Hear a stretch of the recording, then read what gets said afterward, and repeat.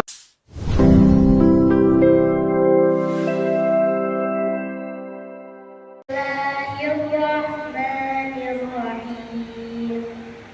Ya ayyuhalladzina amanu kunu qawwamina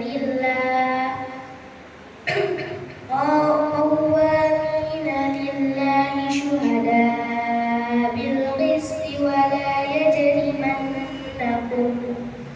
la yajrimannakum syana'anu qawmin 'ala alla ta'dilu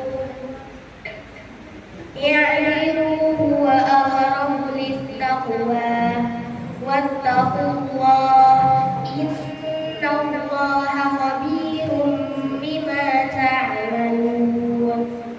Wahai orang-orang yang beriman, jadilah kamu sebagai penegak keadilan karena Allah ketika menjadi saksi dengan adil, dan janganlah kebencianmu terhadap suatu kaum mendorong kamu untuk berperilaku tidak adil. Berlaku adillah karena adil itu dekat pada takwa. Ya ayyuhalladzina amanu taqullaha wal tanzur nafsum ma qaddamat lighad wattaqullaha innallaha khabirum bima ta'malun. Shadaqallahul azim. Wahai orang-orang yang beriman, bertakwalah kepada Allah dan hendaklah setiap orang memperhatikan apa yang telah diperbuatnya untuk hari esok atau akhirat, dan bertakwalah kepada Allah. Sungguh Allah Maha teliti terhadap apa yang kamu kerjakan. Assalamualaikum warahmatullahi wabarakatuh. Qala Allah Ta'ala fi kitabihil karim, a'udzu billahi as-sami'il 'alim minasy syaithanir rajim. Walladzina jahadu fina lanahdiyannahum subulana wa innallaha lama'al muhsinin. Shadaqallahul azim. Amma ba'd. Ayah bunda, bapak dan ibu guru sekolah Sibtu Al-Quran yang dimuliakan Allah Subhanahu wa taala. Beruntung sekali kita hari ini berada di dalam keistimewaan karena kita bukan cuma dipilih oleh Allah menjadi hamba-hambanya yang tetap diberikan kenikmatan yang bertubi-tubi bersama dengan kenikmatan sehat, rezeki, keluarga, pekerjaan. Allah juga berikan kepada kita nikmat hidayah yang membimbing kita untuk bisa mensyukuri semua kenikmatan itu. Dan kita yakin dengan kita betul-betul mensyukurinya dengan tulus, Allah Subhanahu wa taala akan semakin menambahkan kenikmatan kepada kita. Amin ya rabbal alamin. Ayah bunda, bapak dan ibu sekalian yang dimuliakan Allah Subhanahu wa taala, dan saya serta kami semua mengapresiasi, menyampaikan rasa salut dan bangga kepada ayah bunda, meskipun ini merupakan hari pertama, hari pertama kita menjelang memasuki tahun ajaran semester baru setelah liburan akhir tahun kemarin. Tapi ayah bunda di sini tetap punya semangat. Bapak ibu sekalian sini punya tetap semangat untuk menjadi orang-orang yang selalu mendapatkan kemuliaan dari Allah Subhanahu wa taala. Kenapa? Karena komitmen untuk bisa menjalankan apa yang menjadi kebutuhan sekaligus kewajiban kita terhadap hidayah Allah Subhanahu wa taala. Haus akan hidayah, haus akan ilmu. Barakallahu fikum. Semoga Allah Subhanahu wa taala akan membalas komitmen kita, kesungguhan kita, niat baik kita, kesadaran kita tentang betapa mahalnya hidayah, betapa sangat menguntungkannya hidayah. Kalau kita terus-menerus berusaha untuk mencarinya, kita mengorbankan waktu, tenaga, acara, dan lain-lain demi mendapatkan hidayah Allah, demi mendapatkan ilmu, demi mendapatkan pencerahan, Allah Subhanahu wa taala akan balas dengan apa? Salah satunya kita akan dimudahkan oleh Allah Subhanahu wa taala dalam mendidik keluarga kita, mendidik anak-anak kita. Ayah bunda bapak dan ibu saya Allah muliakan, terlebih kita ini sekarang sedang ada di bulan yang mulia, bulan Rajab, bulan yang dikatakan oleh Allah Subhanahu wa taala, oleh Rasulullah SAW, dan ditegaskan oleh para ulama, setiap amal-amal soleh yang dilakukan di bulan Rajab ini akan dilipat gandakan pahalanya. Kenapa? Karena setiap perbuatan dosa yang dilakukan di bulan-bulan mulia, di bulan-bulan suci, itu akan dilipat gandakan balasan dosanya. Maka para ulama juga mengatakan begitu pula kebaikan. Dan kebaikan yang kita lakukan berupa menuntut ilmu ini adalah kebaikan yang sangat agung, yang sangat spesial. Sehingga kalau kita betul-betul meniatkan amal soleh kita untuk bermajlis ilmu, untuk bermajlis silaturahim pagi hari ini sebagai amal soleh, maka luar biasa keuntungannya akan berlipat ganda buat kita semua. Ayo bunda bapak dan ibu sekalian dimuliakan Allah Subhanahu wa taala. Karena marilah kita betul-betul iringi detik-detik kebersamaan kita di sini dengan rasa syukur kepada Allah Subhanahu wa taala, dengan rasa syukur yang membuat kita menjadi semakin yakin bahwa perjuangan kita, visi kita untuk menjalankan peran terbaik. Mereka sengaja diputus oleh Allah Subhanahu wa taala ke majelis itu ngapain? Untuk memintakan ampun. Yastaghfiruna lilladzina amanu. Jadi kalau orang mau tahu cara menghapuskan dosa adalah dengan mendatangnya majelis ilmu, niscaya majelis itu akan dipenuhi setiap banyak orang. Yang dipenuhi bukannya mall, apalagi kafe, tapi majelis ilmu. Tapi ada juga sih majelis ilmu yang diselenggarakan di kafe ya. Di mall juga ada juga kadang-kadang bikin acara. Nah, itu 3 ganjar. Yang terakhir yang keempat, ingat 4. Dan ini yang harus juga ya, buaan Bapak Ibu guru sekalian tolong dicatat baik-baik ya, disampaikan ke anak-anak kita.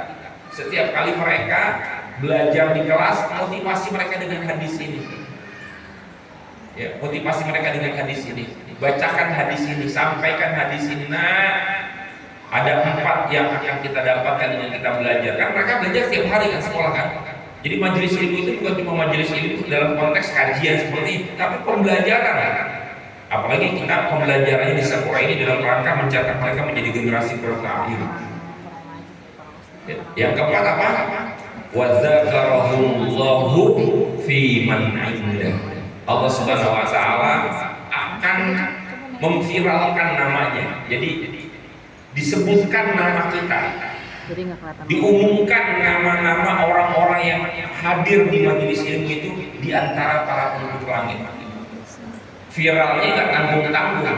Kalau viral di dunia kecil nggak seberapa, penduduk langit itu yang luasnya luar biasa, sangat banyak makhluk Allah, para malaikat, mereka mengetahui. Dan tujuannya Allah mengumumkan nama-nama orang yang hadir di majelis ilmu itu di antara makhluknya di langit adalah untuk didoakan.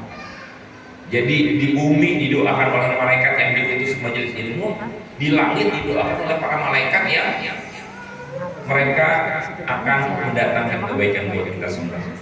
Jadi mari sama-sama kita motivasi diri kita ya, sebagai orang tua, sebagai guru, untuk senantiasa menjadikan ilmu itu sebagai kebutuhan utama. Jangan pernah sepelekan majelis ilmu, terutama apalagi ini ilmu yang memang berhubungan dengan pendidikan anak kita. Baik. Tema kita dalam sorga kali ini adalah sesuai dengan kurikulumnya tentang adil dan wara. Kita sepakat bahwa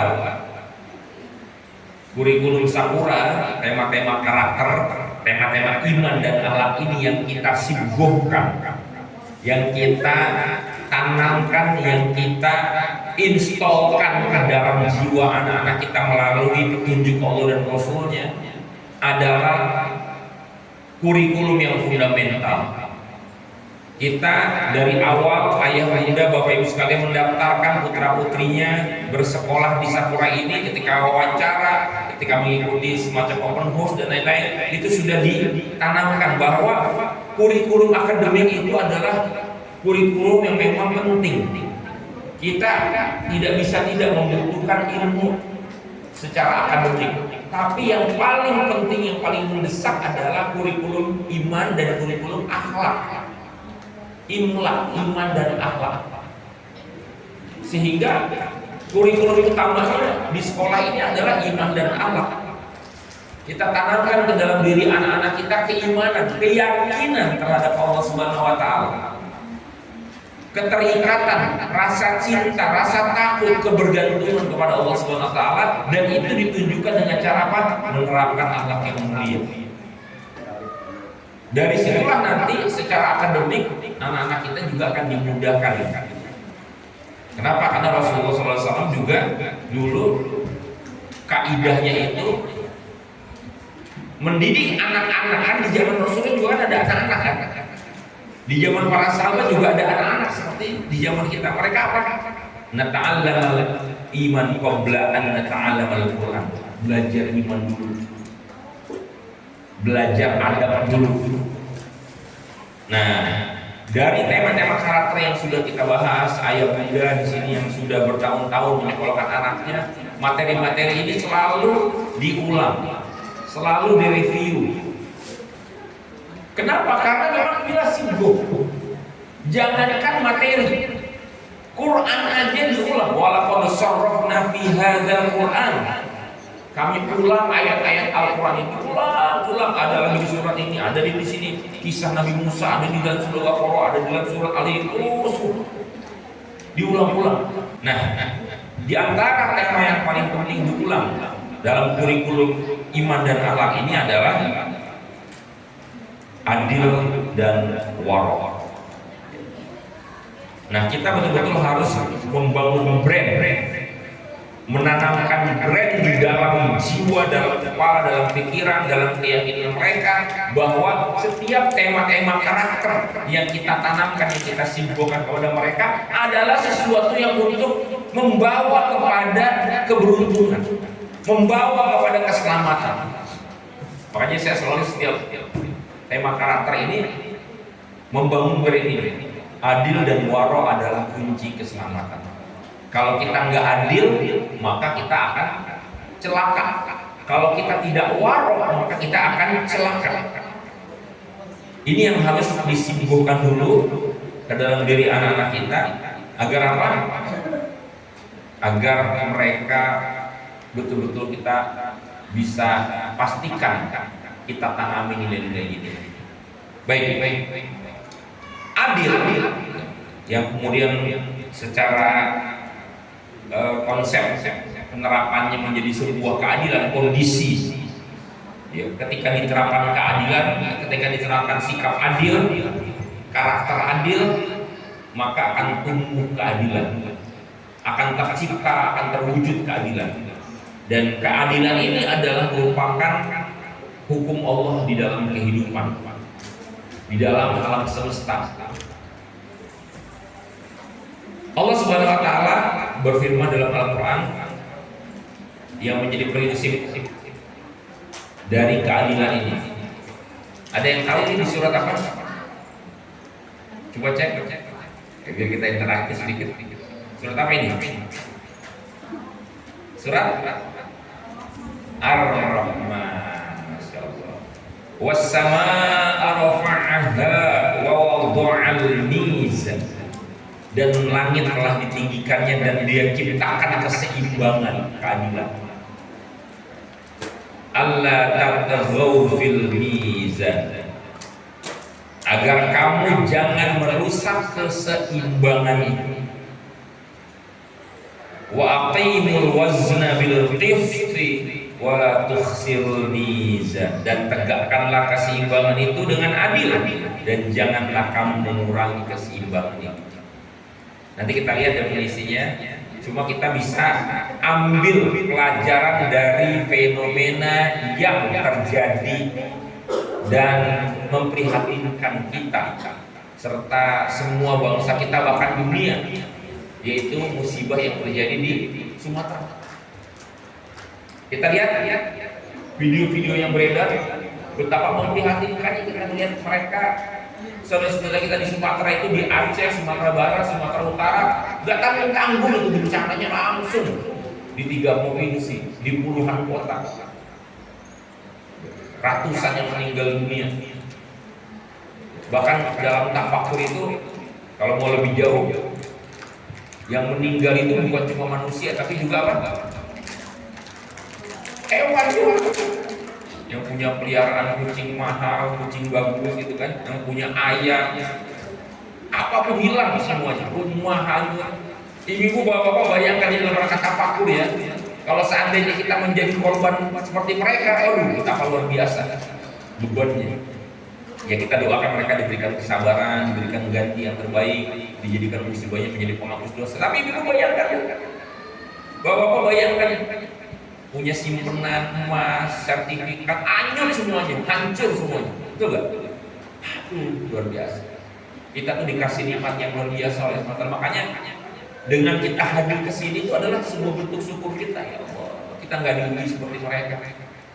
Jangankan tadi tuh harta, emas, rumah, baju aja mereka sekaya apapun orang yang ada di sana, kalau orang musibah nggak punya baju.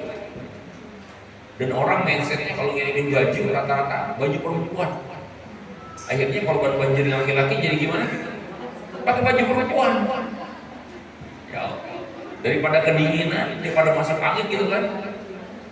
Nah artinya nih sekedar bantah faktor aja. Kenapa itu bisa terjadi? Karena ada keseimbangan yang dirusak. Ya. Mengerikan banget teman sekalian. Ketika manusia itu memperturutkan ketamakannya, dan ketamakannya itu bahkan ya, mendapatkan dukungan dari penguasa dan pengusaha. Itu kan baru ketahuan kan faktanya, banjir yang separah itu. Barangkali bahkan itu menjadi banjir yang terparah di Indonesia. Karena kalau kita lihat air tiba-tiba tenggelam semuanya, jembatan runtuh.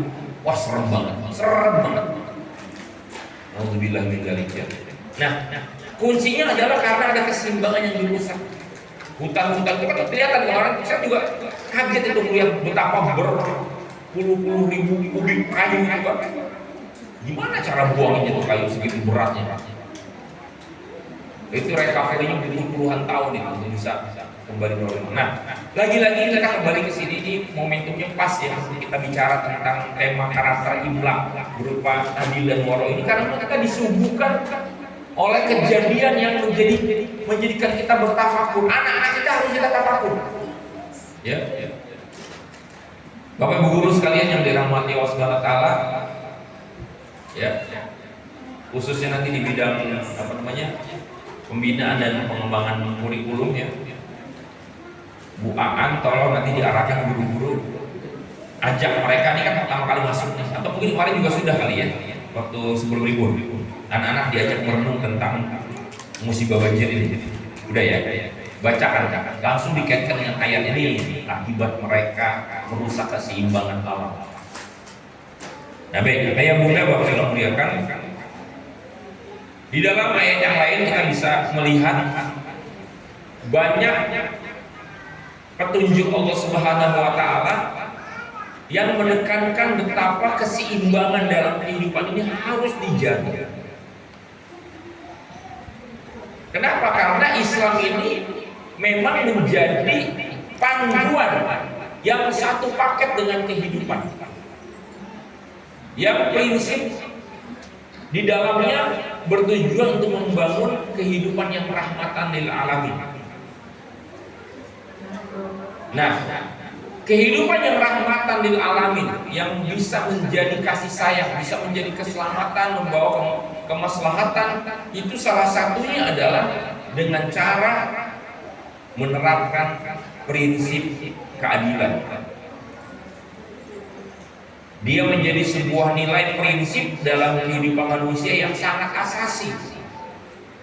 Dia menjadi pilar kehidupan pribadi, rumah tangga, masyarakat. Bapak Ibu sekalian yang Allah muliakan, mari sama-sama kita refleksikan ke diri kita masing-masing sendiri deh. Bahwa kadang-kadang untuk kehidupan kita sendiri aja itu nggak seimbang. Nggak seimbang itu artinya, nggak adil itu artinya adalah kita jadi zolim sama diri sendiri ketika kita menempatkan sesuatu tidak sesuai dengan semestinya. Contoh misalnya, contoh nutrisi yang kita makan, yang kita jadikan asupan sehari itu nggak seimbang. Dan kita tahu akibat orang yang nutrisi nggak seimbang, bagus sekalian. Kalau orang kelebihan gula gimana? Ya, kalau kelebihan makanan yang berlemak bagaimana? Dan kita udah banyak yang ngerasain. Saya terus terang, ini cerita dari pengalaman nyata yang dihadapi oleh keluarga besar saya. Ya. Jadi pelajaran yang sangat luar biasa. Adik saya persis, adik di bawah saya, itu meninggal di tahun 2019. 2019 dia kelahiran 76, berarti sekitar 43 tahun meninggal. Anak-anaknya 4 langsung jadi yatim piatu ya. Kenapa? Karena ibunya juga istrinya sudah meninggal dunia beberapa tahun sebelumnya. Jadi anaknya yatim piatu. Tahu nggak? Ini bukan dalam konteks aib, tapi dalam konteks pembelajaran. Kenapa? Adik saya ini dulu dari sejak mudanya itu minumannya itu adalah Coca-Cola. Jadi Coca-Cola itu adalah sesuatu yang menjadi kebutuhan pokok. Kalau nggak minum kayaknya jadi bertumpuk gula sampai kena diabetes yang basah. Serem banget teman-teman. Nggak seimbang. Nah dalam konteks kita juga kita mungkin tahu apa kelemahan kita. Nah, saya mengambil pelajaran itu dan sejak 2016 saya akhirnya ikut program diet karbo, ikut program ketofastosis untuk tidak makan nasi dan tidak makan gula putih itu jangan dianggap sepele, itu bahaya, racun itu. Kemarin adik ipar istri saya juga meninggal karena kanker. Bapak sekalian tahu, kanker itu dia bisa berkembang biak karena dikasih makan. Apa makanan kanker itu? Gula. Ini contoh buat refleksi lagi betapa kadang-kadang kita ngomongin keadilan itu nggak usah jauh-jauh dulu bicara soal keadilan sosial, tapi keadilan kepada diri sendiri, keadilan di dalam keluarga. Kalau asik aja. Nah, tapi saya kesalahannya adalah ketika dulu diet karbo nggak diimbangi oleh apa yang seharusnya dilakukan, yaitu olahraga. Ya, akhirnya saya jadi sangat kurus, jadi kayak orang sakit. Waduh, kayak kena AIDS gitu kalau dibilang, karena kurus. Dari 90 saya berat itu jadi tinggal 55. Cekik banget itu. Setiap ketemu orang, sakit apa lu? Karena saya nggak olahraga. Walaupun terlambat, akhirnya saya memulai hidup baru. Sekarang sudah lebih seimbang, nggak makan gula dan nasi tetap, ya. Agak sedikit moderat, makan tepung masih, makan roti masih, tapi nasi dan gula udah nggak dimakan. Ya. Tapi yang kurang adalah olahraga, dan sekarang akhirnya saya membiasakan hidup olahraga. Olahraganya sederhana, nggak berat-berat, jalan kaki. Karena kan udah tahu umur ya, dan ternyata bisa. Ya, setiap hari saya sekarang kalau sholat subuh itu nyari masjid yang jauh. Kalau dulu mindsetnya masjid itu nyari yang dekat kan enak kan, tapi sekarang saya dibalik, pokoknya jauh, 500 meter, 1 kilo, supaya apa? Supaya pulangnya jauh lagi, sehingga akhirnya saya bisa dalam satu hari itu targetnya 6.000 langkah. 6.000 langkah sekitar 2-3 kilo gitu ya, kurang lebih. Jalan terus, dan memang terasa enak untuk membakar kalori. Nah ini contoh aja biar konkret buat sekalian supaya kita nggak teoretik ya. Saya sengaja tarik kepada sesuatu yang konkret supaya apa? Anak-anak kita juga terbentuk dengan keteladanan dari kita sebagai orang tua. Kalau kita sendiri orang tuanya nggak adil, orang tua kita sebagai teladanan mereka itu zolim, makan seenaknya, udah luar biasa. Kita harus menjadi orang yang modeling ke anak-anak kita menjadi orang yang adil. Ya, jangan makan jorok, makan seenaknya. Akhirnya begitu. Makanya kan di Sakura ini kan diedukasi kan. Kenapa sekolah Sakura menjadi sekolah yang langka? Sekolah yang lain itu memang sekarang udah pada ada makan siang ya, makan siang gratis ya. Jangan-jangan MBG itu ngikutin Sakura ya? Ada makan siangnya. Itu adalah cara untuk bisa mengedukasi. Di sini diedukasi sayur itu penting, buah itu penting. Kenapa? Karena untuk menanamkan itu prinsip keadilan bagi diri sendiri. Ya. Nah, ayah bunda kalau sekarang muliakan di ayat yang lain juga Allah Subhanahu Wa Taala sudah menekankan tentang prinsip keadilan ini, yang secara syariat ditetapkan melalui risalah Islam. Laqad arsalna rusulana, seluruh nabi-nabi dari sejak zaman dahulu diutus ke muka bumi ini bil bayyinat, membawa bukti-bukti, wa anzalna ma'ahumul kitab, diberikan kitab petunjuk pedoman kehidupan untuk kita ikuti, wal mizan, dan neraca keadilan, prinsip nilai-nilai keadilan, supaya apa? Manusia liyaquman nasu bil qisti, untuk bisa menegakkan keadilan. Artinya kehidupan ini hancur karena tidak adil. Nah, apa pengertian adil itu sendiri? Ya, ansafa bainahuma. Nisf itu tengah-tengah di antara dua hal. Fatajannaba zulma, dan kemudian ya, menjauhkan hal yang zolim. Aqtaqul ladzi haqqin haqqo, menempatkan segala sesuatu pada tempatnya. Sederhananya seperti ini, adil adalah menempatkan sesuatu sesuai dengan tempatnya. Ya. Bapak sekalian tahu nggak? Ini kita sedikit interaktif ya. Apa salah satu dari konten pembelajaran di Sakura yang mengajarkan keadilan ini? Kan Bapak Ibu sekalian sudah tahu kan bagaimana pembelajaran nanti sekolah? Di mana pelajaran di Sakura yang diberikan kepada anak-anak kita untuk membangun keadilan? Pada materi apa? Pada pembelajaran apa? Hah? Apa pelajarannya? Hah? Apa? Makan siang. Apalagi? Di Sakura itu diajarin anak-anak itu untuk menempatkan sesuatu pada tempatnya. Ya kan? Apa? Bapak Ibu yang setiap hari nih? Ya, ada pelajaran balok, ya kan? Balok itu luar biasa, ada tempatnya masing-masing. Ya.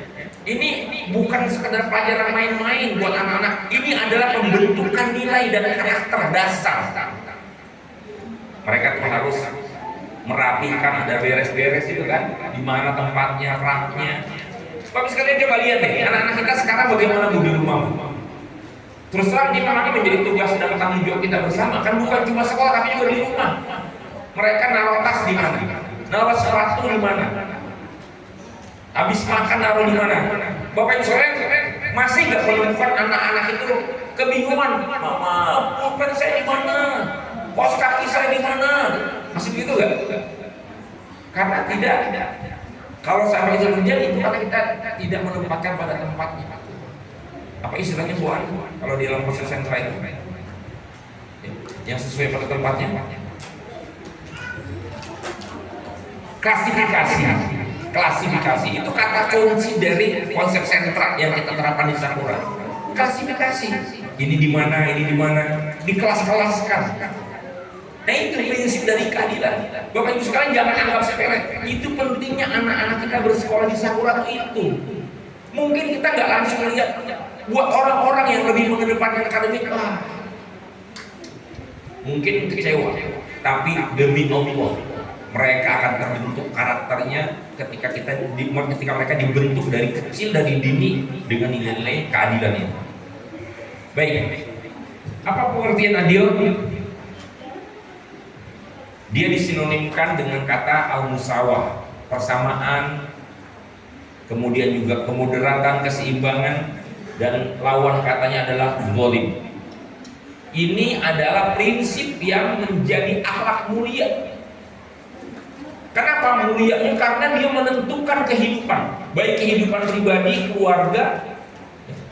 Bapak sekalian, sering nggak ketemu dengan keluarga-keluarga yang bermasalah? Penyebabnya adalah nggak seimbang.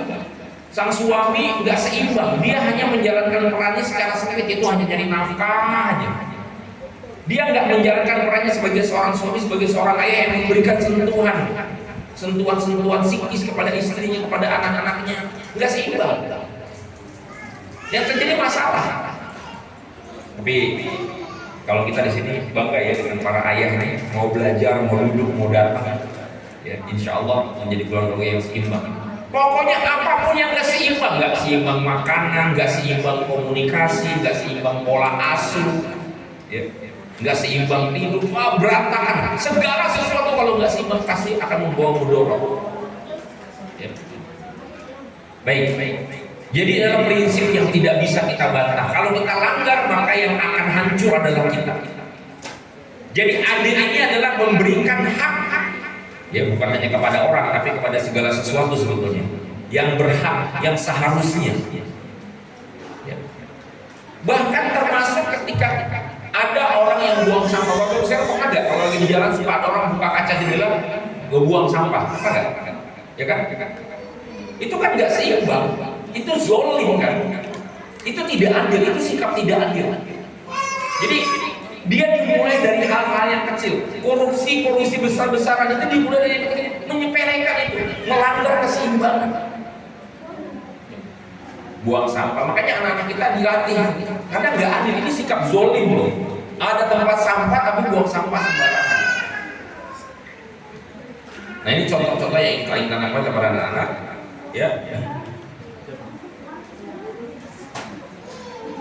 Dan ini semuanya harus dibingkai dengan kesadaran tentang hukum Allah. Jadi dihubungkan dengan Allah, bukan semata-mata membuang sampah pada tempatnya itu kelihatan bagus, tapi karena supaya Allah ridho.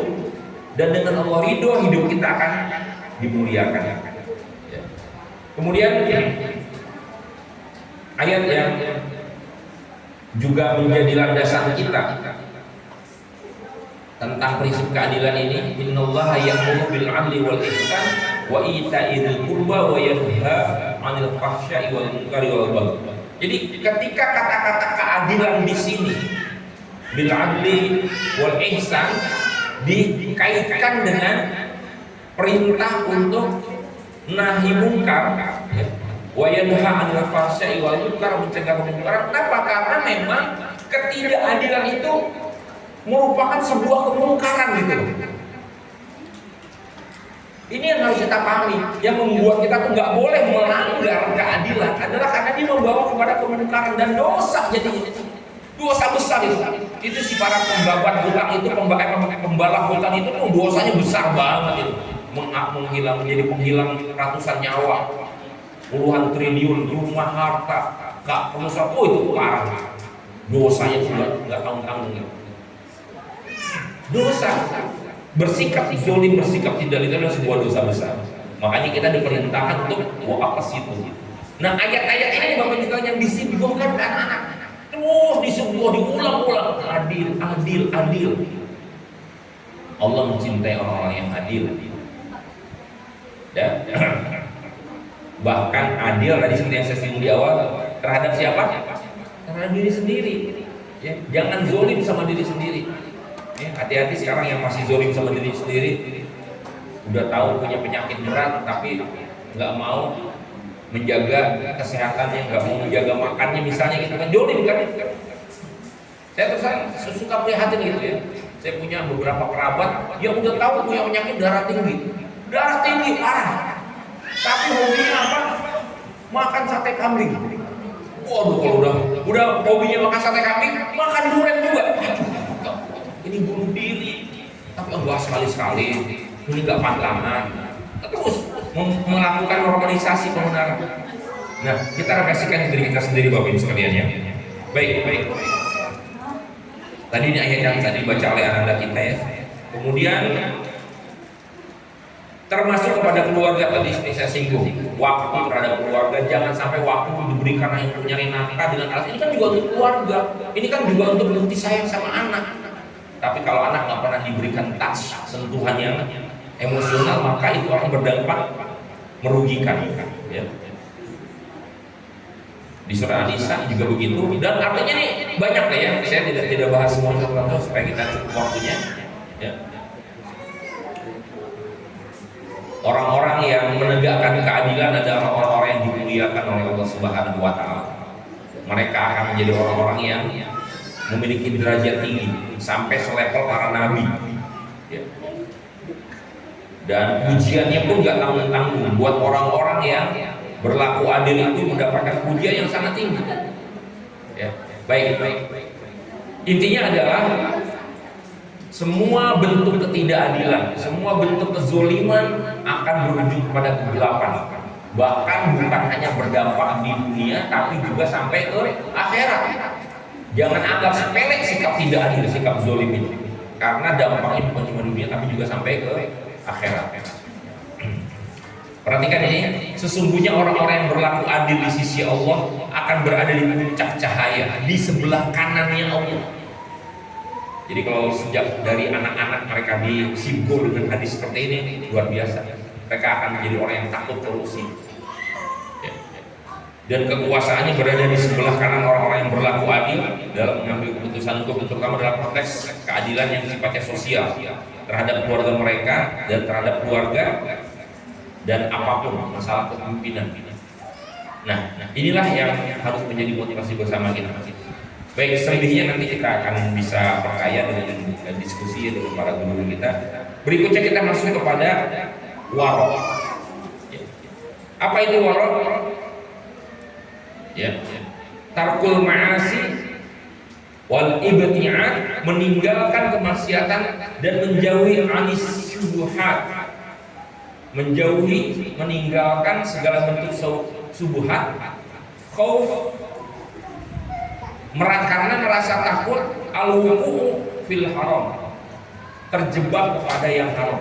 Jadi waro ini sikap hati-hati lah. Kalau bahasa kasar kita nih, bahasa sederhananya kita, waro ini lah sikap takut, sikap khawatir, sikap hati-hati. Meninggalkan setiap perkara yang subhat itu yang samar, yang belum jelas hukumnya. Termasuk pula meninggalkan hal yang tidak bermanfaat, yaitu perkara yang mubah tapi dilakukan secara berlebihan. Kata-kata waro di sini, bagi sebagian kita mungkin ada yang sudah pernah mengkaji, kadang-kadang lebih banyak dihubungkan dalam urusan harta, betul? Ya enggak? Harta. Tapi sebetulnya waro ini berlaku kalau melihat penjelasan tadi dari Rasulullah, para ulama, apapun yang dia hukumnya mubah, udah jelas-jelas mubah hukumnya. Tapi karena nggak waro, akhirnya terjerumus dan terjebak. Bapak sekalian, di era modern seperti sekarang ini, penjelasan ini menjadi penting untuk kita pahami secara lebih luas. Bahwa waro itu prinsipnya adalah meninggalkan apapun yang tidak bermanfaat. Meninggalkan segala sesuatu yang tidak nambah pahala, tidak jadi nambah ilmu, tidak jadi nambah amal ya. Apapun itu, dalam perkataan, dalam pandangan, mendengar, bertindak, menyentuh, berjalan, berpikir, berharap, apapun aktivitasnya, kalau tidak bermanfaat, tinggalkan. Nah, sekarang yang terjadi, orang itu jebol. Kenapa? Karena ada gadget. Gadget itu juga menjadi ladang untuk kita bersikap waro. Kenapa? Karena kalau tidak waro, habis tuh. Makanya orang terjerumus kepada berbagai bentuk kemungkaran, perzinahan. Awalnya dari mana? Dari pornografi kan? Pornografi dari mana? Karena nggak waro dengan gadgetnya. Orang yang terjerumus dalam pinjaman online, judi online, selingkuh, semuanya itu karena nggak waro, menggunakan nikmat Allah Subhanahu Wa Taala yang memang dia buahnya netral. Nah, jadi saya ingin mengatakan kepada kita, waro ini tidak hanya dalam urusan harta. Ketika kita bekerja di suatu perusahaan atau kita di instansi, ada rezeki-rezeki yang tidak sesuai dengan aturan, bukan hanya sekedar itu. Ya. Dan dunia kita hari ini, kehidupan kita hari ini penuh dengan hal-hal yang cenderung menjerumuskan kita kepada yang haram. Jadi disinilah yang harus ditanamkan ke dalam diri anak-anak kita sejak kecil. Waro, apalagi waro berikutnya, harus sekalian. Terutama buat kita yang punya anak perempuan, ya, punya anak perempuan. Kemarin salah satu anak perempuan saya ceritakan untuk jadi pelajaran ya. Ketika dia curhat sama saya, dan itu curhat sebuah hal yang membanggakan buat saya. Kenapa dia berarti percaya? Dia bilang, Abi, kalau aku minta doa sama seorang ustadz boleh gak? Saya bilang, kalau minta doanya boleh, tapi di situ ada hal yang harus dijaga. Ketika chat-chatan antara yang bukan mahram, itu bisa menimbulkan fitnah. Bibit muncul fitnah. Saya bilang kita harus waro, stop, enggak, udah bertobat. Kenapa? Karena nanti kalau udah nyaman chat-chatan, kan kasus-kasus selingkuh juga terjadi karena gara-gara begitu kan. Kasus-kasus pacaran, perzinahan ada itu. Dia memang belum, saya jujur kayak ini belum bisa disebut sebagai jadi paling enggak. Cuma di situ ada bibit-bibit yang menjadi setan itu akan menguburkan fitnah. Merasa nyaman, merasa asik chat dengan lawan jenis, itu bahaya. Nah, waro juga berlaku dalam hal pergaulan. Nah, anak-anak kita sekarang perlu dibangun mentalnya benteng agar waro. Nggak gampang nerima laki-laki yang bukan waro. Waro, takut sama sesuatu yang akan menjerumuskan. Nggak boleh sembarangan. Chat, ngobrol asik, ya, bersuara, ketawa-ketawa di depan laki-laki. Bu, kita tanamkan, terutama anak kita yang sudah mulai remaja ya, kelas 5, kelas 6, jangan sembarangan. Kasus-kasus yang terjadi kan justru yang kita dengar, Bapak Ibu kalau lihat beritanya kan justru terjadi di sekolah. Kasus-kasus perzinahan antara guru dengan murid gitu kan. Astagfirullahaladzim. Nah, waro ini betul-betul harus kita pahami secara utuh. Kalau kita lihat dari penjelasan ulama yang lain, waro adalah keluar dari sebuah perkara yang sama dan setiap saat selalu mengintrospeksi diri. Kuncinya itu hati-hati. Udah hati-hati ya, Bapak. Ya. Kemudian saya Utsaimin mengatakan waro adalah meninggalkan apa yang memudorotkan, apapun yang membawa peluang dan kita tahu secara akal ditinggalkan. Bu, betapa sangat dahsyatnya kalau anak-anak kita terdidik seperti ini, Bu ya. Game bisa membawa mudorot nggak? Bukan hanya bisa, memang faktanya mudorot. Jadi dia ninggalin sholat, jadi malas belajar, jadi nggak mau bantu orang tua, ya kan? Jadi nggak baca Quran, mudorot. Waro. Apalagi, Bu, kalau drakor itu perlu diwaroin nggak? Perlu nggak, Bu?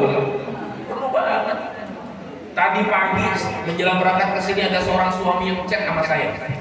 Cek, kenapa istrinya itu nggak mau ngurusin anaknya? Kenapa istrinya itu kecanduan game? Istri. Dia bilang dia begadang Ustaz, begadang dibangunnya sholat subuh susah Ustaz. Kenapa? Karena dia hobi main game. Akhirnya anak-anaknya juga jadi pada kecanduan game. Terima bisa sedih banget. Kenapa nggak waro? Apalagi Bu yang perlu diwaroin, Bu, yang perlu dihati-hatiin apa, Bu? TikTok. Semua tuh media sosial, belanja online, harus waro. Kenapa? Karena kita bisa terjerumus. Banyak yang ketipu, banyak yang akhirnya melakukan pelanggaran syariat.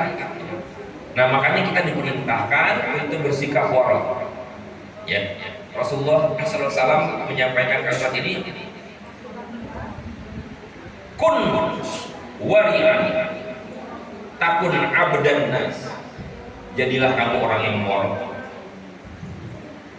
Abdan nas, maka kalian akan menjadi seorang ahli ibadah. Jadi ahli ibadah itu bukan cuma sekedar orang yang sujudnya lama, yang puasa sunnahnya rajin, yang zikirnya getol, tapi justru karakter itu membekas dalam sikap waro, berhati-hati.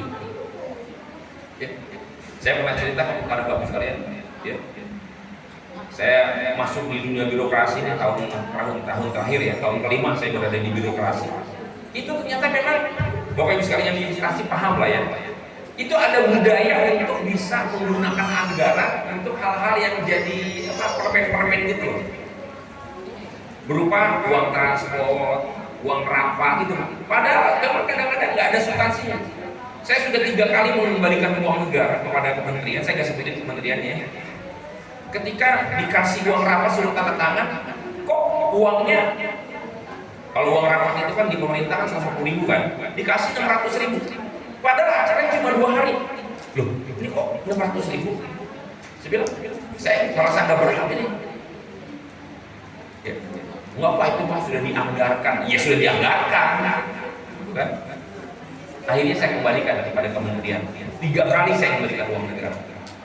Dan ternyata itu sering banget. Jadi kalau nggak hati-hati, saya bisa bawa uang haram itu ke rumah. Ngeri banget. Ya. Bahkan pernah satu kejadian, ya, ada acara yang diselenggarakan oleh lembaga saya, itu lembaga kami itu, yang boleh membawa pasangan. Ditetap bawa pasangan. Saya bilang, loh, saya nggak ada, istri saya itu nggak ada hubungannya dengan ini. Istri saya nggak berhak mendapatkan anggaran dari negara untuk kemana bu caranya? Ke Bali. Itu kan semua kan mengada-ada gitu. Nah, sikap warung ini termasuk dalam urusan berjualan, dagang, berhati-hati, kehati-hatian ini yang akan menjaga dan melindungi kita. Apa keutamaannya? Keutamaan menuntut ilmu itu lebih dari utama banyak ibadah. Dan sebaik-baiknya agama kalian adalah sifat warung. Sebaik-baiknya agama adalah sifat warung. Karena memang ini yang menjadi benteng, Pak. Hati-hati. Nah, ayah bunda bapak bisa mau muliakan, selebihnya nanti silakan didiskusikan. Saya mohon maaf, jam 9.15 ini ada kajian di Surya Mandala, ya, jadi nanti silakan bersama dengan Puan, juga beliau luar biasa masih terus mau membersamai kita sekolah Sakura, ya, dengan tantangan dan ujian yang beliau hadapi. Kita doakan beliau selalu dikasih kesehatan, ya, dimudahkan segala urusan agar terus bisa membersamai kita di sini. Nanti silakan didiskusikan bagaimana implementasi dari nilai-nilai imlak ini dalam kehidupan sehari-hari. Kenapa? Karena kalau kita tidak kerjasama berat. Ayo bunda bapak sekalian, cuma katakanlah misalnya ya, ada yang menganggap ngambil sakura, biarpun disibuk jor-joran di sakura, kalau di rumah tidak dilakukan hal yang sama nggak bisa. Ya, karenanya penting kita terus berinteraksi, berkomunikasi, ada kelas-kelas yang harus kita lakukan untuk mendalami, untuk bisa berdiskusi, ya, berbagi, sharing antar orang tua, supaya cita-cita kita terus. Ngeri banget kalau ngeri. Anak-anak kita ini udah dalam ancaman yang bukan lagi sepele, di depan mata kasus bullying dan lain-lain, parah sekali. Harus kita bekali mereka dengan karakter yang kuat, karakter imamul muttaqin, qurratul ayun dan imamul muttaqin. Demikian yang bisa saya sampaikan, ayah bunda sekalian muliakan. Mohon maaf kalau ada yang kurang berkenan dan tidak ulangi rasa hormat kalau saya tidak berdiskusi bersama. Tapi kalau ada yang mau ditanyakan atau ada didiskusikan, nanti tolong bisa disampaikan ke saya, nanti saya coba kirim jawabannya atau penjelasannya lewat voice note. Ya, demikian saya akhiri, terima kasih banyak. Wassalamualaikum warahmatullahi wabarakatuh. Waalaikumsalam warahmatullahi wabarakatuh.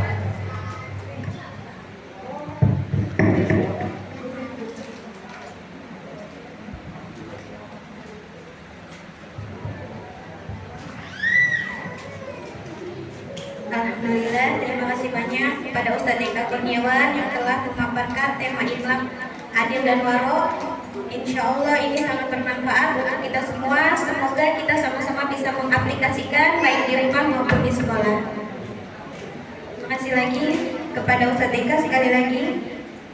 Baik, ayah dan bunda, menginjak acara selanjutnya yaitu parenting yang akan disampaikan oleh guru kita yaitu Ibu Yani Andriani.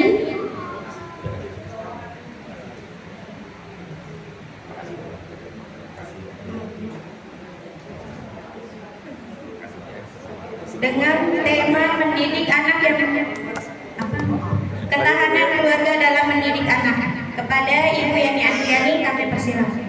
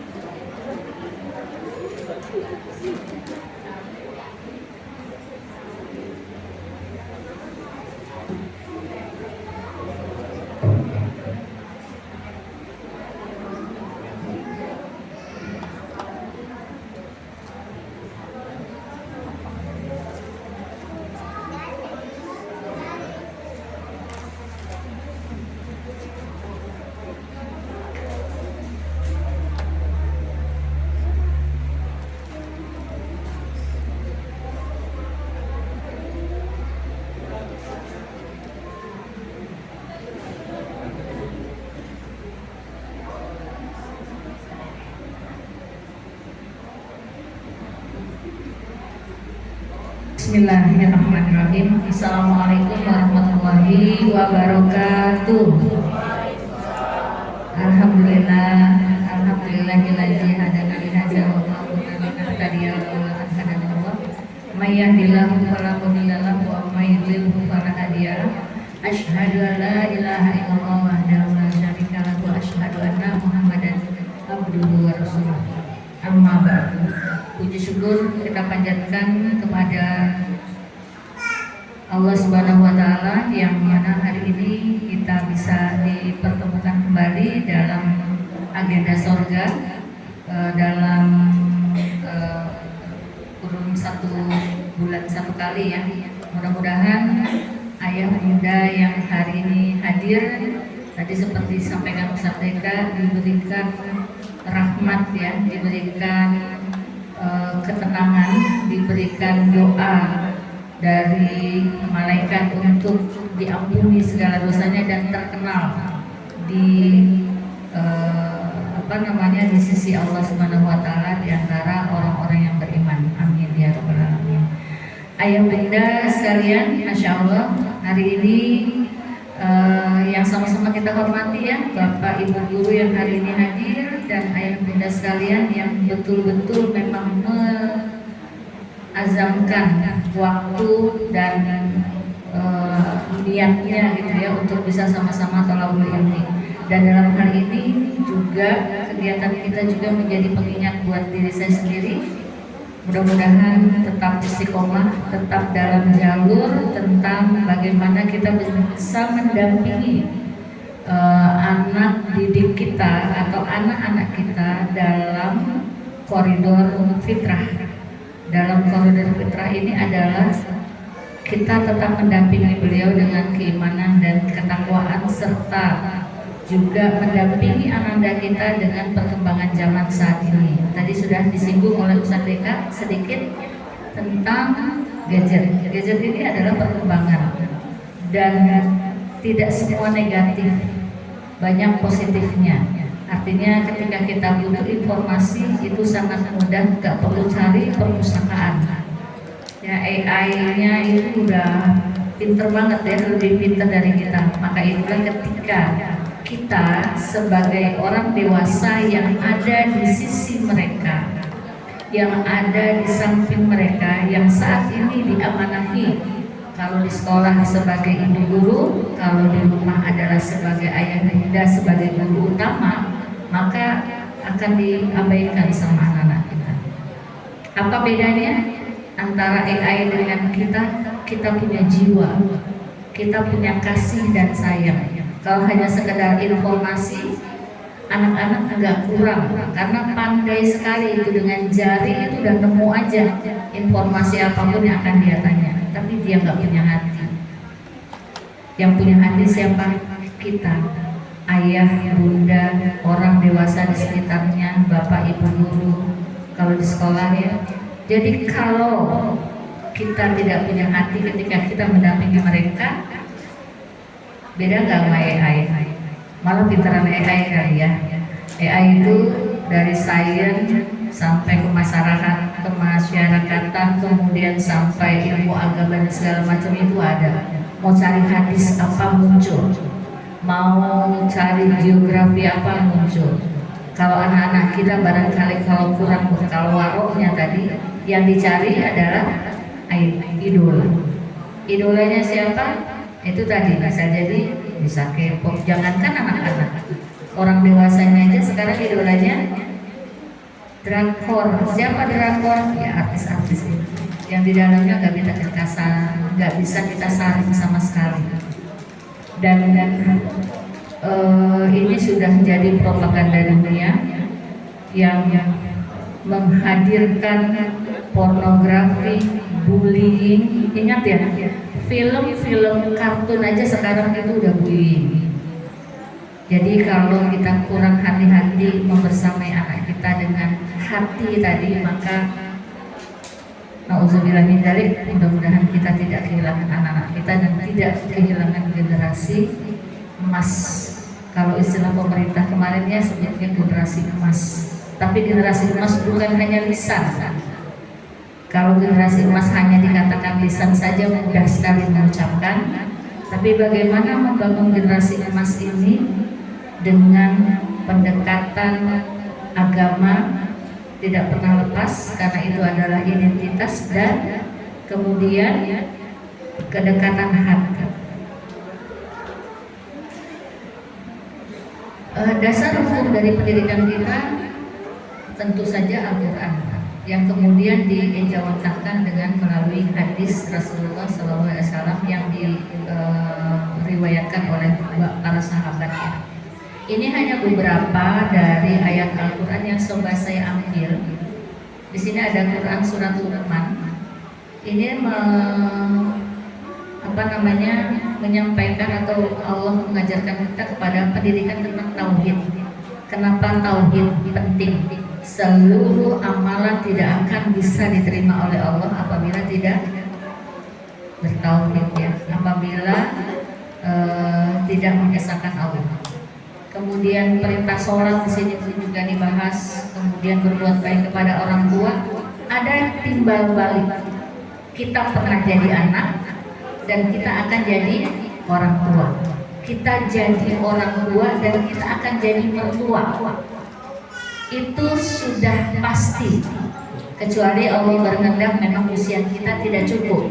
Ya, ada yang meninggal muda, meninggal anak-anak. Ya, mudah-mudahan kapanpun waktu kita Allah panggil, mudah-mudahan Allah berikan husnul khatimah, amin ya Allah. Kemudian di sini tidak sombong dan menjaga diri dari perbuatan buruk. Ini bahasan dari surat Luqman yang ini isinya pendidikan semua. Kemudian ada di surat Al-Ahqaf pengorbanan seorang ibu. Nah ini ibu lagi. Jadi kita ingat ibu kita. Dan kalau kita sekarang sudah jadi ibu, kita ingat bagaimana rasanya ketika kita mulai mengandung, melahirkan, kemudian menyusui sampai menyapih ya tentunya. Dan anak kita nanti akan menjadi ibu juga. Jadi saling bersinambungan. Maka kami katakan di sini adalah temanya adalah tentang ketahanan. Karena seluruh aktivitas zuriat kita dari orang tua kita, orang tua kita dan keturunan kita ini semuanya saling sambung. Makanya di dalam surat Al-Furqan ini kan ada doanya ya di sini. Rabbana hab lana min azwajina wa dzurriyyatina qurrata a'yun waj'alna lil muttaqina imama. Bukan hanya anak yang kita doakan, tapi pasangan kita. Apabila ayah mendoakan, maka mendoakan istrinya, ibu. Apabila istri maka mendoakan suaminya, karena di sini dijelaskan bahwa pasangan, ya, pasangan kita dan anak-anak kita, keturunan, zuriat itu keturunan bukan hanya di anak kita, bukan berhenti di anak kita, tapi di generasi selanjutnya. Dan kemudian di surat An-Nisa di sini mewajibkan orang tua mendidik anak menjadi generasi yang berkualitas. Ya, dikhawatirkan takut meninggalkan generasi yang lemah. Maka itulah bersiap. Jadi kalau jadi orang tua ya besok di mana aja deh, ntar yang penting nikah aja deh. Bagaimana bisa menciptakan generasi yang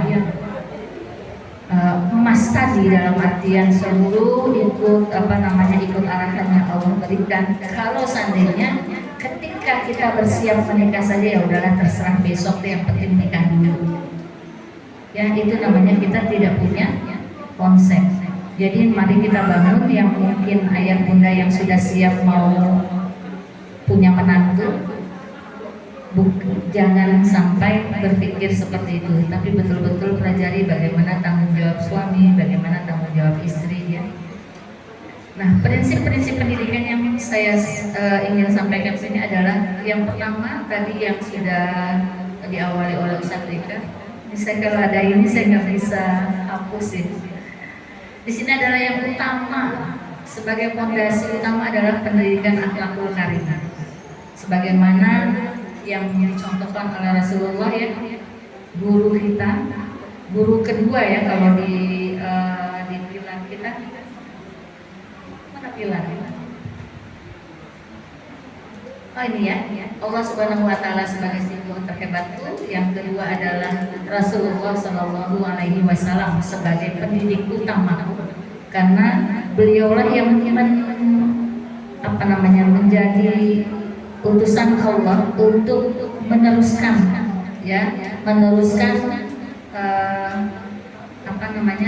apa yang Allah berikan, ya, dan kemudian mencontohkan, mengaplikasikan dalam kehidupan, karena Rasulullah adalah manusia seperti kita. Jadi ketika mendapatkan dari malaikat Jibril, maka beliau yang mengejawantahkan sebutannya, ya, yang mempraktekkan dalam kehidupan sehari-hari. Dan ternyata Rasulullah itu bukan mulus terus, ya. Ada juga ketika beliau melakukan kesalahan, itulah tandanya beliau adalah manusia biasa, sehingga mendapatkan peringatan, ya. Kemudian orang tua soleh sebagai guru terbaik, karena orang tua adalah orang dewasa yang pertama kali berinteraksi dengan anak-anak. Ayah, ibu adalah orang yang pertama kali berinteraksi dengan anak-anak sebelum dia mengenal lingkungan baru, atau sebelum dia mengenal orang baru, baik itu dari sisi keluarga maupun orang tetangga dan lain-lainnya. Yang pertama kali dilihat adalah dirasakan pelukannya adalah pelukan dari orang tua. Kalau ibunya belum bisa menggendong ketika baru melahirkan, ayahnya. Ya, sebagian orang ketika ada bayi baru lahir, ayahnya mengazankan. Ada juga yang tidak, ya, yang maksudnya ada yang memahami dengan diazankan, ada pula yang tidak diazankan. Artinya ada interaksi pertama kali itu adalah kedua orang tua, ayah, ibu, ya. Makanya itu jadi guru terbaik. Kemudian yang guru inspiratif ini adalah kepanjangan tangan.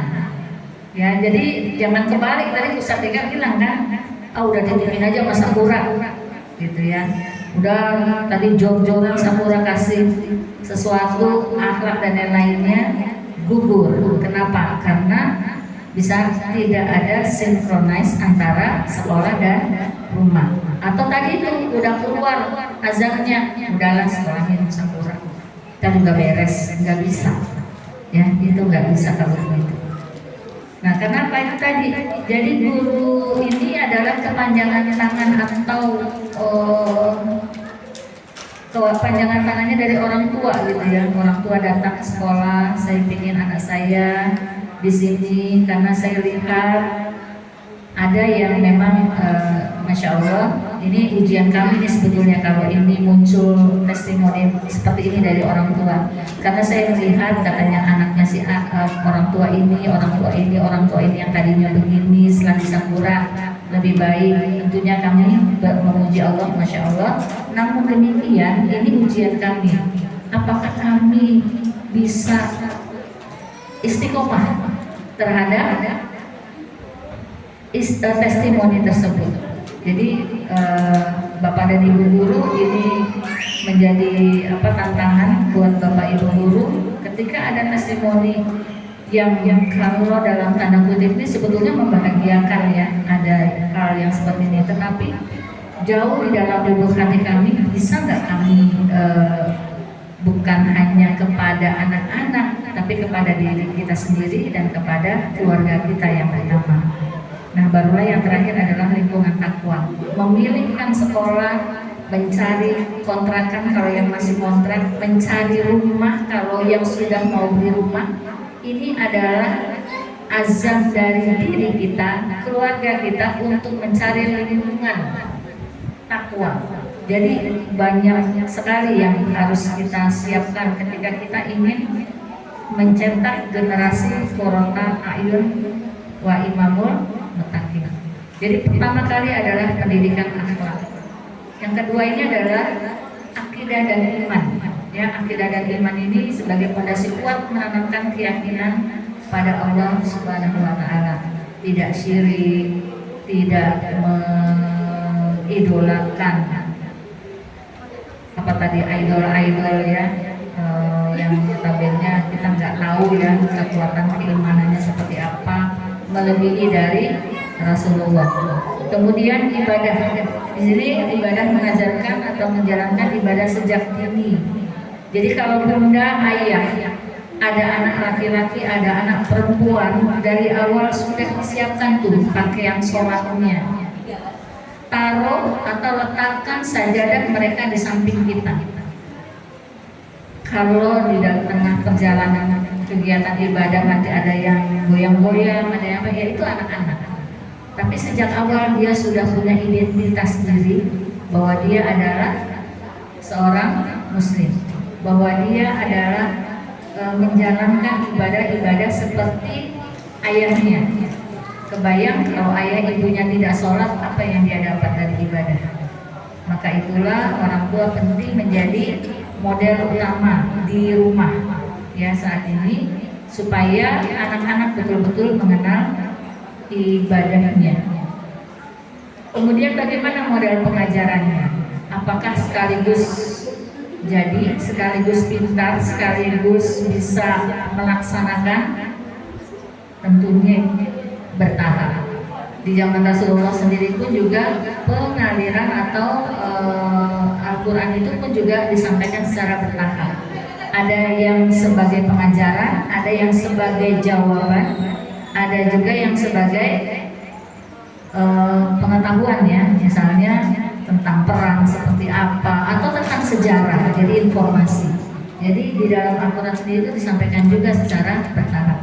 Maka itulah di sini dikatakan bertahap, mengajarkan dan membimbing anak sesuai dengan tahap perkembangannya. Mengajarkan anak 2 tahun tidak seperti anak 7 tahun. Sholat contohnya, ketika sholat anak 7 tahun sudah kita harapkan tertib, misalnya tidak goyang-goyang, dia fokus lihat sajadahnya di depan. Anak 2 tahun bisa jadi masih tadi tuh misalnya masih goyang-goyang. Tapi apakah bisa anak 7 tahun sudah tertib apabila tidak dimulai dari usia dini atau dari usia 2 tahun kita modelkan? Kira-kira bisa nggak? Nggak bisa ya. Jadi ada tahapan yang kita betul-betul modelkan mereka dari kecil. Kemudian keteladanan ini juga penting sekali ya. Anak-anak itu peniru ulung, bukan hanya sebagai pendengar hebat, tapi peniru ulung. Jadi bisa jadi mendengarnya itu malah cenderung diabaikan dibandingkan dengan mendengar, jadi mendengarnya itu adalah mendengar sesuatu yang dimodelkan. Jadi kalau bundanya di sana yang lemah lembut, insya Allah Ananda akan jadi anak yang lemah lembut. Kalaupun di luaran dapat nih pengalaman lain, tapi karena orang tuanya lemah lembut, dia akan, orang tuanya pasti akan bertanya, kenapa nak kamu bicara seperti itu? Kenapa kok bunda sama ayah dengar ada bahasa misalnya hewan untuk menyampaikan ke orang lain ya?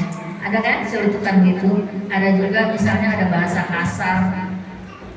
Kenapa nak? Ibu sama ayah nggak pernah ucapkan itu loh di dalam rumah kita.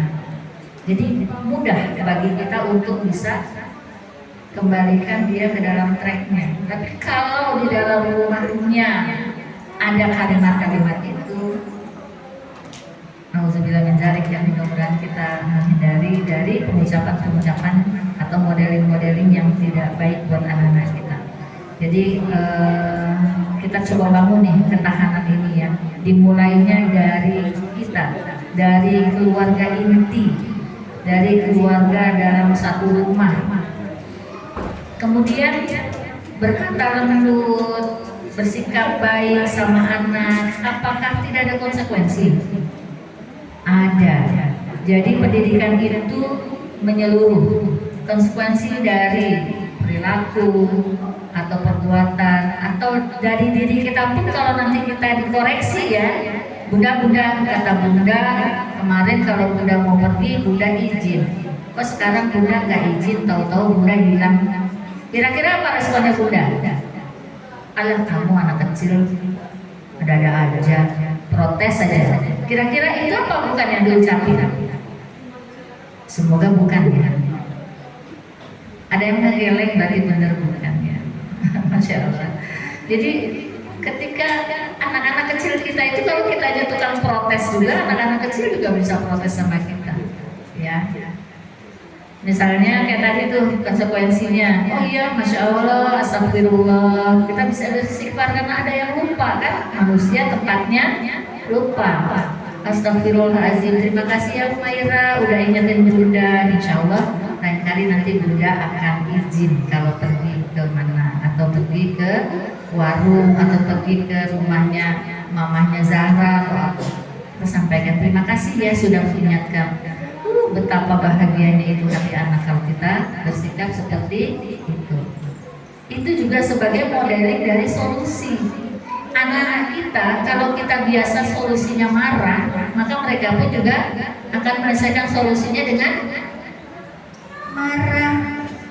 Ini ngapain sih anak gitu ya, marah-marah, padahal dirinya sendiri baru saja mengucapkan kata kemarahan karena tidak nyaman ditegur sama anak.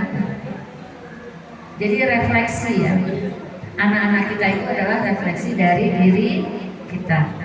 Kalau anak laki-laki biasanya kalau sering mainnya sama ayahnya, ya refleksi dari ayah.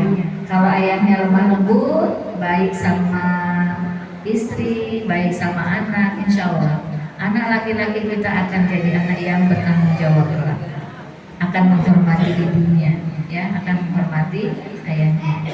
Kemudian konsisten, aturan A dia akan menjadi tetap A.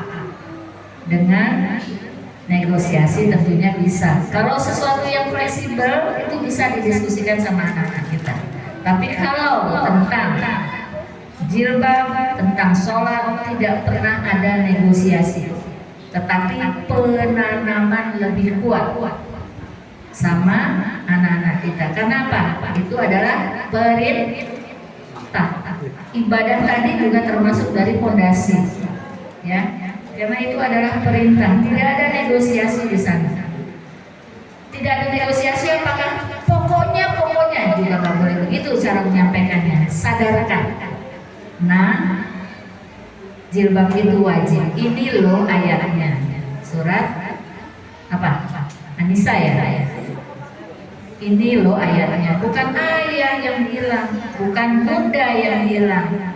Jadi kalau si anak gadis ini tidak berjilbab, ayahnya ada di tepi jurang neraka, apakah kamu tega sama ayah? Ada negosiasi, ada percakapan di sana. karena anak-anak yang diwajibkan untuk berjilbab itu adalah usia yang sudah balik. Tapi apakah bisa langsung setelah balik langsung disampaikan? Tentunya dengan bertahap tadi. Bertahapnya dari kapan? Dari kecil sudah dibiasakan dengan pakaian jilbab. Bundanya juga berpakaian jilbab. Contohkan, kalau anandanya pengen jilbabnya syar'i, ayah bundanya juga harus jilbabnya syar'i. Bunda juga itu dijulukin di leher, sementara minta anaknya jilbabnya syar'i. Atau bisa jadi suatu anugerah dari Allah Subhanahu wa taala, berawal dari misalnya sekolahnya misalnya jilbabnya syar'i, gurunya jilbabnya syar'i, anaknya juga akan ikut jilbab syar'i. Bahkan mungkin akan menjadi pengingat buat bundanya. Bun, itu loh bun, kelihatan bentuk tubuhnya, nggak boleh jilbab kayak begitu. Bisa jadi anak kita menjadi anugerah yang mengingatkan kita. Kemudian di sini ada tegas. Tegas sama nggak dengan galak? Bunda ya, sama nggak tegas sama galak? Ya, tegas itu artinya A adalah A. Ya. Aku nggak mau mandi karena mau sekolah, aku nggak mau mandi. Ada ketegasan nggak di situ? Ya udah, kamu ke sekolah nggak usah mandi deh. Ada nggak begitu? Enggak kan? Tetap harus mandi kan? Cuman pilihannya mau mandi sama ayah apa sama ibu. Kalau sama ayah sekarang, karena ayah mau kerja, lebih duluan kerja. Kalau mau nanti sama bunda. Oke. Karena mau nanti berarti sama bunda. Ayah pergi. Tegas, jangan nanti ayah udah pakai sepatu karena ayah mau mandi sama ayah. Ayahnya buka sepatu lagi. Gak boleh. Itu namanya tidak tegas. Lembut tapi tetap tegang pada kata tadi. Kalau sama ayah sekarang, habis itu kan ayah pakai sepatu dan lain-lain, baru dia nangis akhirnya.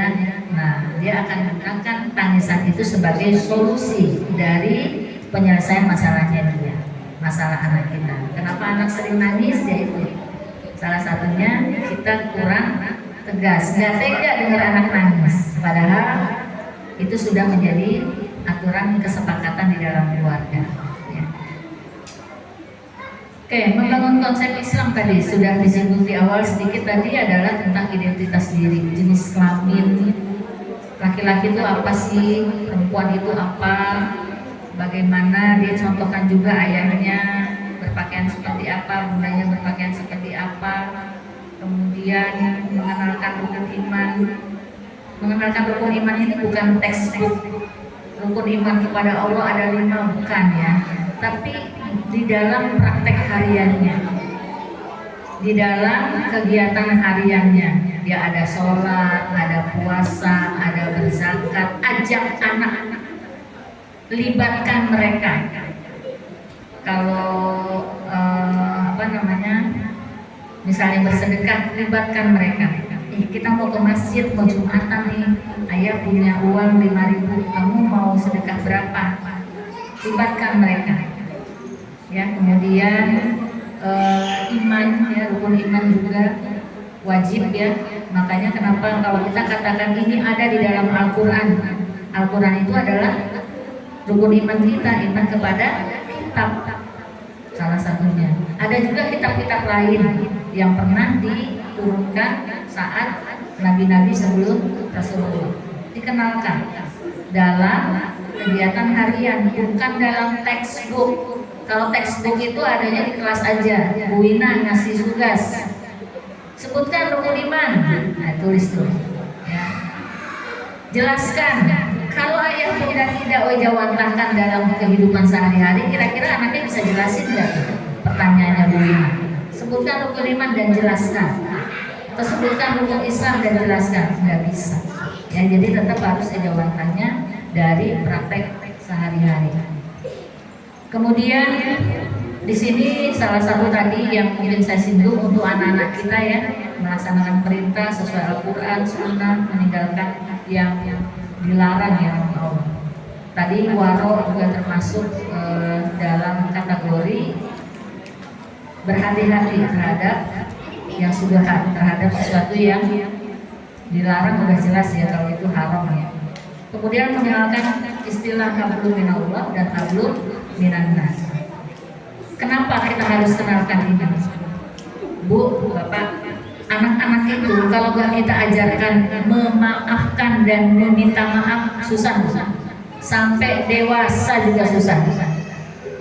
Kalau itu ada faktanya, istighfar aja dalam hati, karena itu rahasia antara bapak ibu dan mungkin saya sendiri kepada Allah Subhanahu Wa Taala. Kita beristighfar. Kenapa? Bisa jadi mungkin kita belum pernah diajarkan atau tidak dicontohkan oleh generasi kita sebelumnya. Bagaimana caranya? Untuk kemudian kita bisa mengajarkan itu sama anak. Saya juga nggak pernah maafin orang. Saya kalau ini sakit hati mah nggak pernah hilang, misalnya. Dendam. Itu hak, silahkan. Tetapi apakah kita akan menanamkan sikap yang seperti itu pada anak-anak kita? Mulai dari mana? Nah, ya. Memutus mata rantai. Kalau saya katakan kezaliman ini mungkin mudah-mudahan sih tidak berlebihan ya. Lebih halusnya adalah kesalahan dalam mendidik. Saya katakan kezaliman kenapa? Efeknya nggak berhenti ayat enggak. Efeknya menurun terus tanpa kesadaran. Kalau tanpa kesadaran dalam diri sendiri itu efeknya menurun. Makanya saya menggunakan kosakata zolim. Zolim dalam hal ini bisa jadi mungkin tidak dalam kesadaran atau belum tahu ilmunya, belum nyampe pelajarannya, atau udah sampai tapi lupa. Ya, udah sampai tapi lupa dan gak ingat akibat dari hal-hal yang kita berikan atau kita sampaikan kepada anak-anak kita ini menimbulkan luka di dalam jiwa anak. Anaknya nggak bisa protes ayah bunda, tapi dia telan. Kalau bisa diekspresikan akan diekspresikan.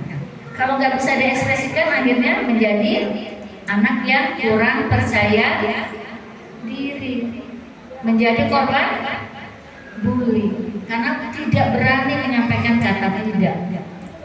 Ya.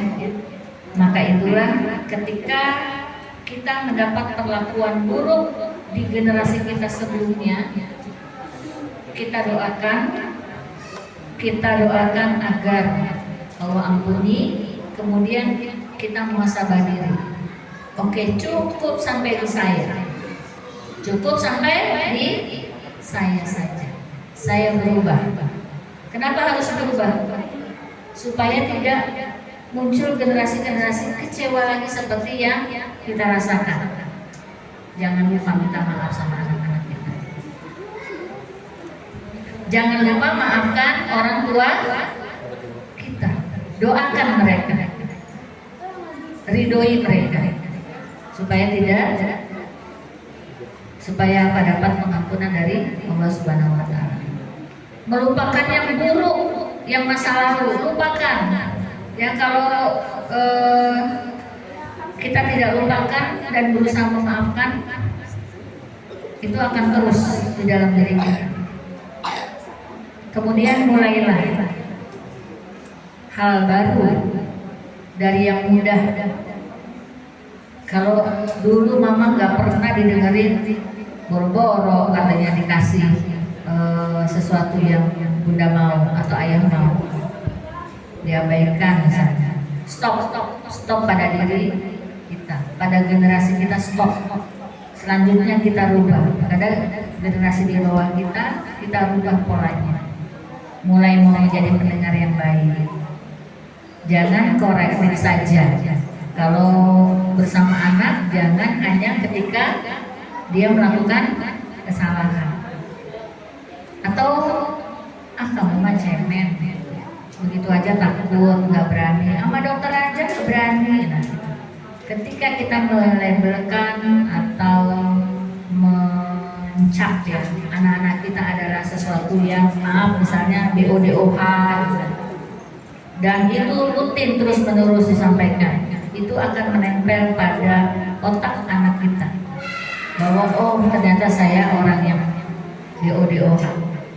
Oh saya orang yang cengeng. Oh saya orang yang lemah. Oh saya orang yang, maka dia tidak akan menjadi generasi yang pemberani, atau bahkan dia akan menjadi generasi pemberontak, bisa jadi. Tapi pemberontaknya apa? Pemberontaknya tidak berani melawan orang tuanya. Ketika di luar, satu saat dia punya keberanian, baru dia akan melampiaskannya kepada orang tua. Kemudian setelah kita menjadi pendengar yang baik, kemudian kita bangun kepercayaan. Nah, Bunda juga lagi belajar. Jangan malu mengatakan itu. Ayah juga sedang belajar. Yuk sama-sama yuk sama ayah. Yuk sama-sama yuk sama Bunda. Kita belajar. Dulu Bunda seperti ini karena Bunda tidak tahu. Sekarang Bunda mengerti misalnya. Kita sama-sama berubah. Dari mana munculnya kezaliman? Tanpa disadari kitalah orang terdekat mereka yang memulainya. Bisa jadi tanpa disadari kitalah yang memulainya. Tapi belum terlambat ya Bunda, Ayah. Yang penting menyadari dulu. Astagfirullahaladzim. Kita beristighfar sama Allah. Jadi kalau tadi Ustaz Eka mengatakan di tema sebelumnya adalah adil dan warok tadi, bagaimana bersikap adil implementasinya? Punya anak TK, SD, SMP. Apakah jajannya sama 2000 semua? Kalau jajannya sama 2000 semua, artinya bisa jadi ini kurang adil. Kenapa? Kalau yang SMP kan mungkin udah jalannya lebih jauh, terus temennya juga udah lebih lama misalnya. Itu jadi tergantung dari kesepakatan dari ayah sama bunda. Bisa dijelaskan kepada anak-anak. Jadi mengerti kata adil itu bukan berarti semua sama rata sama rasa saja, tetapi lebih lihat lagi dari kebutuhan. Kebutuhan transportnya lebih jauh, perlu beli bensin misalnya kalau yang bawa kendaraannya. Padahal belum boleh ya SMP bawa kendaraan, belum ada suratnya. Jadi itu sama aja udah ngasih kesempatan anak melanggar. Ya. Oke, ya istighfar kita sama-sama astagfirullah. Saya sekitar berapa tahun ya?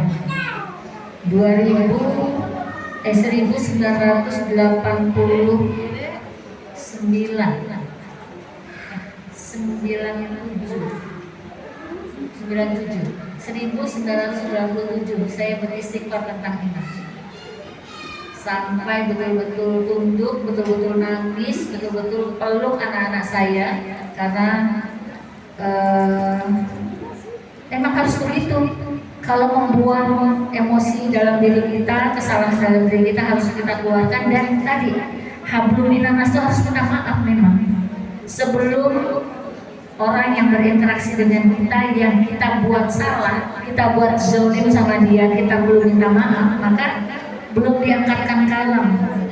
Tapi kalau hablum minallah, kita minta Allah, minta ampun kepada Allah dalam hal ibadah dan lain-lain, itu cukup Allah yang mengampuni. Tapi kalau hablum minannas, punya utang, zalim nggak kalau kita nggak bayar-bayar? Sebelum kita bayar itu nggak selesai di dunia, kita harus kita bayar di akhirat. Nyupir nggak minta maaf, itu nggak selesai di dunia, ditagih nanti. Apalagi kalau itu tadi kita nggak bisa lihat luka yang ada dalam diri mereka, diri anak-anak kita. Yang kita lihat adalah nanti mungkin dia akan acuh sama kita. Kalau tadi saya bicara tentang kita akan jadi mertua, akan jadi orang tua, sama. Ketika kita jadi anak perempuan, kalau kita memuliakan ibu dari suami kita, insya Allah nanti kita juga akan dimuliakan oleh menantu perempuan kita. Yakinlah, karena Allah selalu memberikan apa yang sudah kita lakukan. Yakin Allah akan kasih tuh menantu-menantu yang baik, yang soleh. Kalau kita menjadi menantu yang solihah. Ya, kalau kita menjadi menantu yang solihah, insya Allah akan dikirim menantu yang solihah. Doa sama Allah. Karena apa? Menantu-menantu kita pun juga akan jadi ibu, akan jadi ibu, dan kita sebagai mertua pun juga bagaimana bisa memberikan kasih sayang kita juga sama anak menantu kita. Jadi ketahanan keluarga itu menyeluruh dari di atas kita, diri kita, anak-anak keturunan kita, dan pasangan-pasangannya. Itu harus selaras. Ketika ada yang tidak selaras, tidak seimbang, tidak adil, tadi kalau Ustaz Rika katakan kan kalau adil itu adalah seimbang. Kalau tidak seimbang, maka ketahanan dari pendidikan anak-anak kita itu akan terhenti. Akan ada kalau bangunan rumah itu ada bata yang bolong ya, kalau istilah kami di sini. Ada tahapan-tahapan yang hilang, yang tidak disentuh. Ya. Mohon maaf kalau saya mengatakan ini karena supaya jadi highlight ya. Saya mengatakan kosakatanya dengan kezaliman, karena kezaliman itu sesuatu yang kadang-kadang tidak kita sadari, atau sebetulnya kita tahu ilmunya tapi kita belum mau berubah. Kita belum mau mengadakan perubahan atau introspeksi diri pada diri kita. Kita coba setel ini ya. Ini saya ambil dari dari medsos ya. Gimana suaranya ya? Pakai mic ya?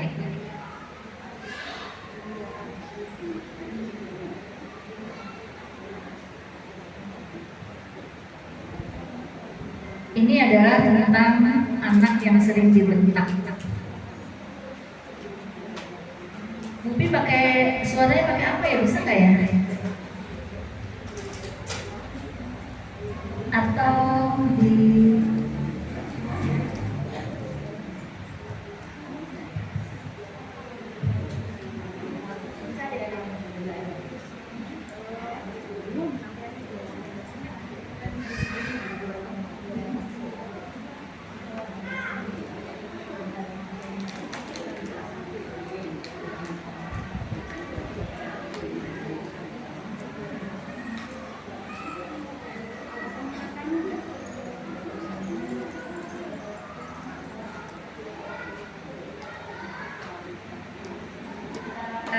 coba pakai ini ya. Anaknya sering dibentak, dampaknya jauh lebih besar dari yang kita bayangkan. Penelitian dari University of Pittsburgh selama 2 tahun yang melibatkan 970 keluarga menemukan bahwa anak yang sering dibentak mengalami peningkatan kecemasan, depresi, dan masalah perilaku ketika mereka tumbuh menjadi remaja. Bagi otak anak, suara keras yang berulang-ulang terasa seperti ancaman. Mereka tidak bisa membedakan mana yang benar-benar bahaya dan mana yang hanya emosi orang tua saja. Itulah sebabnya anak yang sering dibentak lebih mudah takut, mudah defensif, atau justru jadi lebih agresif. Dalam jangka panjang, anak seperti ini sering membawa luka yang tidak terlihat, merasa tidak aman, sulit percaya diri, susah mengatur emosi, dan memiliki pola pikir bahwa marah itu cara untuk menyelesaikan masalah. Mereka menerima bukan hanya kata-kata kita, tapi juga pola hati kita. Kalau selama ini kamu tanpa sadar sering membentak, jangan merasa terlambat untuk berubah. Yang penting bukan masa lalu, tapi langkah yang kamu kan mulai hari ini. Belajar lebih sabar, belajar lebih hadir, belajar lebih menahan diri ketika emosi sedang memuncak. Gak gampang sih, tapi setiap kali kamu memilih untuk menenangkan diri, kamu sudah mengubah masa depan mereka. Setiap kali kamu memilih bicara dengan tidak menyerang, kamu sudah membangun penerimaan dan rasa dikasihi. Dan setiap kali kamu meminta maaf, kamu sudah menunjukkan bahwa cinta lebih kuat daripada kemarahan. Anak akan tumbuh menjadi seperti kita, maka pastikan yang mereka lihat adalah keteladanan diri kita. God bless. Ya, saya nggak ada ininya. Untuk anak yang lebih besar ya.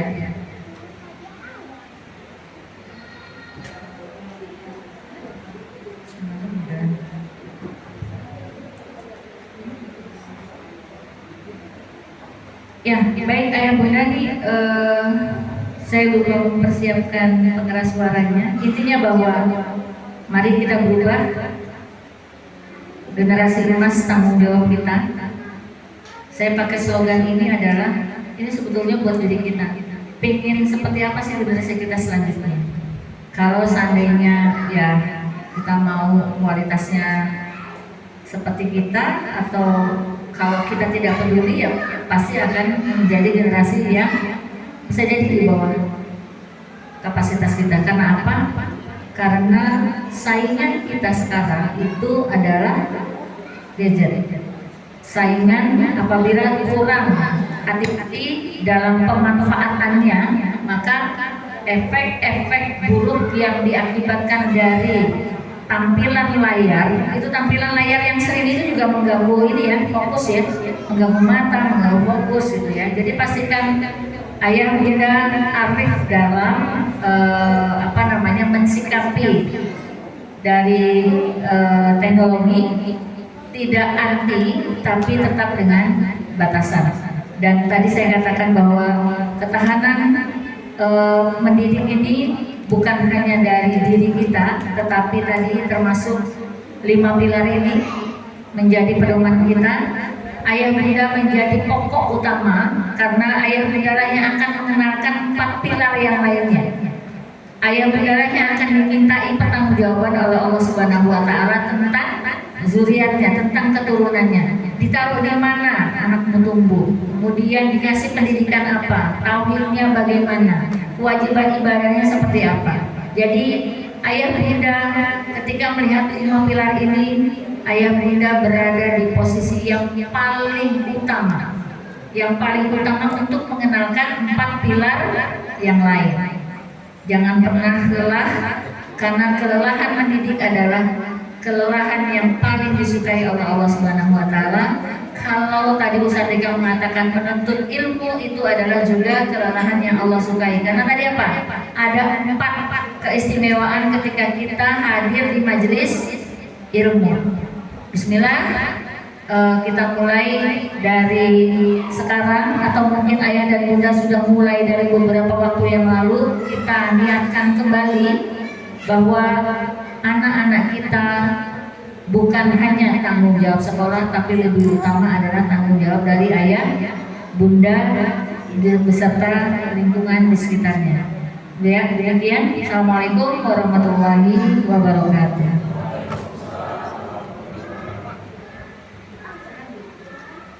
Waalaikumsalam warahmatullahi wabarakatuh. Alhamdulillah.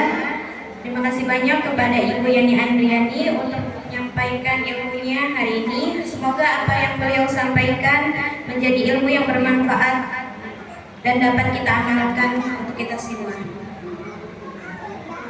Baik, alhamdulillah ayah bunda. Di sini kami ada 2 door prize, yaitu dari Sakura Store dengan senilai 25.000.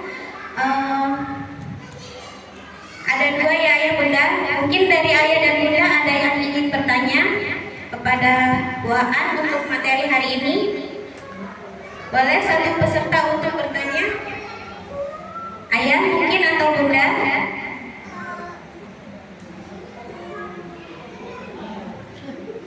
Tidak ada? Baik, kalau misalnya tidak ada, mohon izin ayah bunda, saya yang akan bertanya ya. Nanti ayah, oh ada, alhamdulillah, baik. Mohon maaf bunda, semuanya. Assalamualaikum warahmatullahi wabarakatuh. Waalaikumsalam warahmatullahi wabarakatuh.